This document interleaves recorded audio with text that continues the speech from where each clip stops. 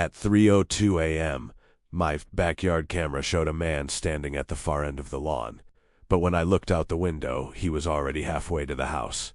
I live alone in a small house on the edge of a quiet neighborhood, the kind of place where nothing really happens. The houses are spaced out a bit, there's a line of trees behind the backyards, and most nights you don't hear anything. Because I live alone, I installed a few security cameras around the property about a year ago.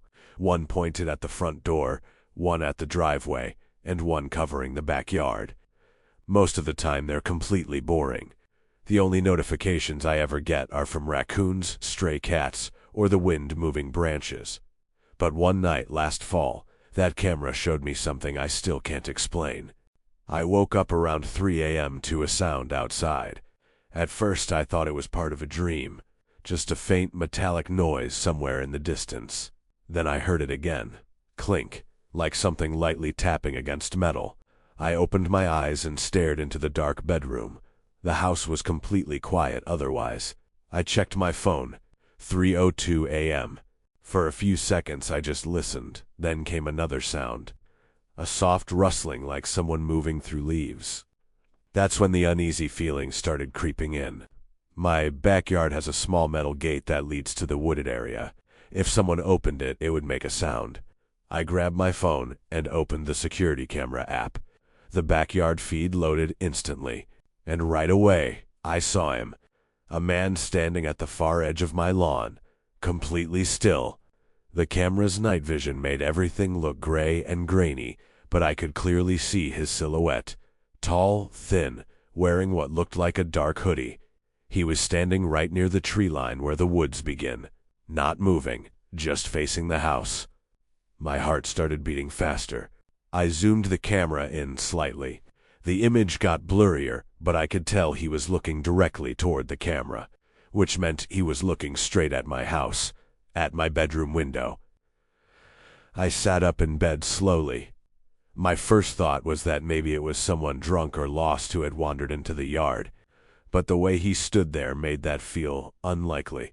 He wasn't swaying or looking around. He was just standing. Watching, I kept staring at the camera feed. 10 seconds passed. 20. He didn't move an inch. That's when I decided to check the window. My bedroom overlooks the backyard. If I pulled the curtain slightly, I'd be able to see the yard directly. I moved quietly to the window and lifted the corner of the curtain just enough to peek outside. And immediately my stomach dropped, because the man wasn't where the camera showed him. According to the camera feed, he was still standing near the tree line, but in real life he was much closer, standing maybe 15 feet from the back of my house. I froze. My brain tried to process what I was seeing. I looked back down at the phone. The camera still showed him at the far edge of the yard, motionless. Then I looked outside again. The real man was standing near my patio, closer than the camera claimed, and he was looking up, right at my window. Even from that distance I could feel it, that horrible certainty that he knew I was there. I dropped the curtain immediately and backed away. My hands were shaking now. Something about this didn't make sense. Either the camera feed was delayed, or the man had moved without me seeing it. Both options were terrifying. I opened the camera app again. The figure on the screen was still at the tree line. Then slowly, the image shifted. The man in the camera feed started walking. Slow steps across the grass, heading toward the house. But outside my window, the real man wasn't moving. I peeked again. He was still standing near the patio, watching the house, watching me. The camera version of him kept walking, step by step, until the figure on my phone reached the same spot. The two positions finally matched. And at that exact moment, the man outside moved. He tilted his head slightly to the side. Then he smiled. A slow, unsettling smile. I stepped back, heart pounding. I grabbed my phone and called the police. While it rings, I checked the camera feed one more time. The yard was empty. No man. No movement. When the police arrived, they searched the property. They didn't find anyone. No footprints. No signs of entry. They told me it was probably someone passing through. But before they left, one officer asked to review the footage. We scrolled back. The video clearly showed him standing near the tree line, exactly where I'd seen him. But when the footage reached the moment I looked out the window, the video glitched. Static filled the screen. When the picture returned, the man was gone. He hadn't walked away. He simply wasn't there anymore, except for one thing. Right before the video ended, a single frame appeared, just one. A blurry close-up of someone's face, standing directly in front of the camera, smiling. The front door handle started turning at exactly midnight, but when I checked the security camera, there was nobody on the porch. I was 16 when this happened, and it is still the only time in my life I have ever truly felt like something was inside. My parents had gone out of town for the weekend to visit relatives. Normally they would not leave me alone overnight. But my older brother was supposed to stay home too, except that Friday night he left around 10 p.m. to hang out with friends, so by midnight I was the only person in the house. Our place sat at the end of a quiet suburban street. We had a small front yard, a driveway, and a porch light that stayed on all night. It felt like a safe neighborhood. About a year before, my dad installed a doorbell camera after a few car break-ins. It connected to our phones. That night, I was in the living room playing video games with the volume low. The house felt normal. Quiet, but normal. Then, right around midnight, I heard the sound. Click. I paused the game and looked toward the front hallway. At first, I thought it might have been the house settling. Then it happened again. Click. Rattle. The front door handle. Very slowly turning, my stomach dropped instantly. I muted the TV completely and just listened. For a few seconds, there was silence. Then, rattle. The handle turned harder this time, like someone was testing the lock. My heart started pounding. I slowly stood up from the couch. There was no knocking, no voice. Just the movement. Click. Rattle. The front door was locked, thankfully, but whoever was out there clearly wanted to see if it was not. I grabbed my phone and opened the doorbell camera app. The live feed popped up. The porch light illuminated everything. The empty front steps, the railing, the driveway. But no person, no movement, no one standing at the door. Yet right as I stared at the screen, rattle. The handle turned again. Louder this time. I heard the metal latch scrape against the frame, but the camera showed nothing. My chest tightened. Maybe the camera was glitching, maybe the Wi-Fi had lagged. I switched to the recorded motion clips. Nothing. No alerts. Which made no sense because our camera picked up everything, even bugs flying past the lens. I slowly walked into the hallway, my eyes locked on the front door. The handle was still. Completely still. For a moment I thought maybe whoever it was had given up. Then the handle moved again, slowly rotating downward. I stopped breathing. No shadow appeared under the door. No footsteps, just the handle turning on its own. Then it stopped. I stood there frozen. After about 10 seconds I did something incredibly stupid. I walked over to the door. Every step felt heavy. The house was completely silent except for the hum of the refrigerator in the kitchen. When I reached the door, I leaned toward the peephole. The porch was empty, just the light shining on the steps. I backed away slowly. My brain tried to rationalize it. Maybe wind. Maybe a loose handle, except there was no wind. The handle had clearly been turning. I stepped back into the living room and grabbed the baseball bat my dad kept.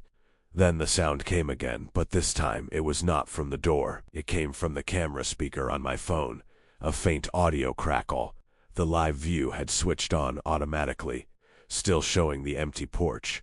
Then the audio picked something up, a faint sound, breathing, very close to the microphone. But the microphone was outside, which meant someone was standing right in front of it. Yet the screen showed nothing. The breathing got louder, slow, heavy, like someone standing inches from the lens. Then something else appeared. At the very bottom edge of the screen, a shadow. Just the tip of it creeping into view, as if someone was standing so close the lens could not fully capture them. My hand started shaking. Then the door handle rattled violently. Not slow this time. Whoever or whatever was out there twisted it back and forth hard. The door shook in the frame. I backed away quickly. The breathing through the camera speaker got louder, and then a whisper. So quiet I almost thought I imagined it, but I heard it clearly. Open it. I ran upstairs and locked myself in my bedroom. I stayed there the rest of the night holding the bat. The handle downstairs rattled a few more times over the next hour. Then it stopped completely. When my parents came home the next afternoon, my dad checked the camera footage. There was only one motion recording at exactly 12:01 a.m. The video showed the front door and the perfectly still handle, but the audio track was different. You could clearly hear someone whispering, right next to the microphone, "Open it," over and over. "Open it, open it, open it." The footsteps above our ceiling only happened after midnight, and when we finally opened the attic, we realized they had been listening to us. I grew up in a 2-story house my parents bought when I was about 10.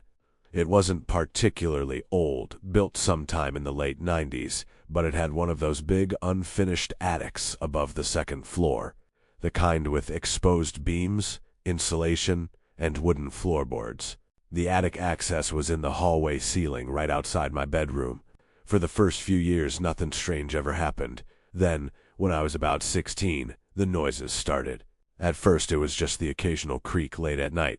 My parents blamed it on the house settling. Temperature changes can make wood expand and contract, especially in attics. That explanation worked for a while. But after a few weeks, the sounds changed. Instead of random creaks, we started hearing footsteps, very slow footsteps, right above the second floor. The first time I noticed it clearly, it was around 1 a.m. Step, then a pause. Step, another pause. It sounded like someone walking carefully across the attic floor. I sat up immediately and stared at the ceiling. The sound stopped. I waited for a minute, but nothing else happened. The next morning I mentioned it to my parents over breakfast. My dad laughed and said it was probably a raccoon or squirrel. That made sense at the time. Animals get into attics all the time, but animals don't walk slowly across wooden beams. Over the next couple weeks, the footsteps became more frequent, always late at night, usually between midnight and 3 a.m. Sometimes the steps would move across the ceiling above my room. Other nights they'd stop directly above the hallway attic entrance. My mom started hearing them too. One night she actually knocked on the ceiling with a broom handle and yelled, "Get out of there!" The footsteps stopped instantly. We all assumed that meant it really was an animal. My dad planned to check the attic that weekend, but when he went up there during the day, he didn't find anything. No droppings, no nests, just dusty boxes and old decorations, so we moved on. For about a week, the noises stopped completely. Then one night, they came back, louder than before. I woke up around 2:30 a.m. to what sounded like someone shifting their weight above my room. Thump, then slow movement. Step, step.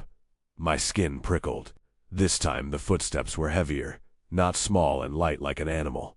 They sounded like a person walking. I got up and stepped into the hallway. The house was dark and quiet. Then I heard it again, right above the attic door. Step. I stared up at the square hatch in the ceiling. The metal latch was closed. Everything looked normal. Then something scraped across the attic floor above it. Slow, deliberate. I went back to bed, but I barely slept. The next morning I told my parents. This time my dad didn't laugh. He admitted he'd heard the footsteps too, and they sounded wrong. That afternoon he grabbed a flashlight and a stepladder. "I'm checking again," he said. My mom and I stood in the hallway while he unlocked the attic hatch. When he pulled the string, the ladder unfolded with a creak. Dust fell down from the ceiling. The attic above looked dark and silent. He climbed up first. For a moment we just heard the sound of him moving around, then he went quiet. A long silence. "Dad?" I called. He didn't answer right away, then his voice came down through the opening. "Did either of you come up here recently?" My mom frowned. "No." A few seconds passed. Then he climbed back down the ladder. His face looked pale. "There's stuff up there." "What kind of stuff?" my mom asked. He hesitated. "Like someone's been staying there." My stomach dropped. We all went up together. The attic smelled strange, stale, and slightly sour. And right in the center of the floorboards was a sleeping bag. Next to it were empty food cans, water bottles, and a small flashlight. Someone had set up a little area between the wooden beams, like a hidden campsite inside the attic. My mom covered her mouth. Who would do this? My dad didn't answer.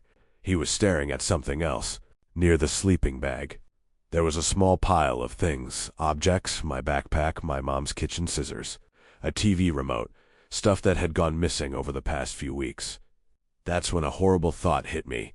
Whoever had been up here hadn't just been sleeping. They had been coming down into the house while we were asleep. We called the police immediately. They searched the entire attic, and eventually they found something else. At the far end, near the roof vent, there was a small gap in the wall leading to the outside, just big enough for someone to squeeze through. The person had probably been climbing in and out at night. The police said it was likely someone homeless. They checked the surrounding area but never found anyone. For a while after that, the house felt different, quieter, but not safer, because a few days later my mom noticed something strange. The attic ladder was slightly open, just an inch or two, like someone had pulled it down, then pushed it back up again, and none of us had been upstairs.